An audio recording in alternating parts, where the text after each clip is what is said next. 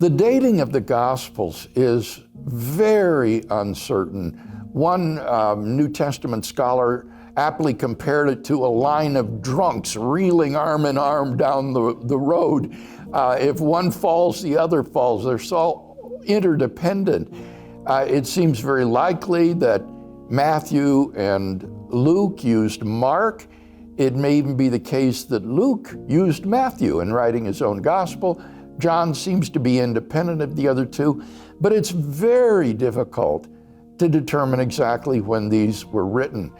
I myself am persuaded that the Gospel of Luke and the book of Acts was written prior to the fall of Jerusalem in AD 70. And the reasons for that are multifarious. In the book of Acts, Paul is still alive under house arrest in Rome when the book of Acts ends. It has a sort of dropped ending. It doesn't tell the result of his trial. And that suggests that when Luke Acts was published, that Paul was still in Rome awaiting his trial, which would mean, given that Paul was executed in the mid-AD 60s, that Luke Acts was written prior to that.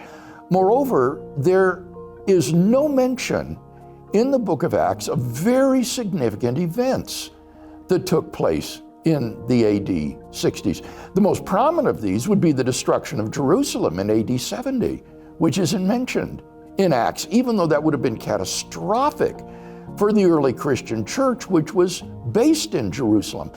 Moreover, there's no mention of the martyrdom of Jesus' younger brother, James, who was the leader of the New Testament church in Jerusalem, which we know from Josephus occurred again during the AD 60s. And there's a number of other such events that were not mentioned in the book of Acts, which makes it very hard to believe that Acts was written after these events.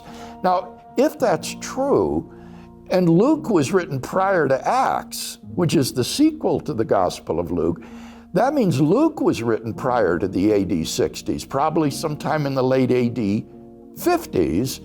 And if Luke used Matthew and Mark, that could put Matthew and Mark in the early 50s, maybe even put Mark in the late AD 40s. That's just 10 years after the crucifixion of Jesus. So the window between the time of the events and the publication of the record of these events is very, very narrow indeed, which I think redounds to the historical credibility of these documents. Now, of course, none of this is open and shut. The arguments are disputed, but I at least do find these arguments for the early dating of Luke Acts to be very persuasive.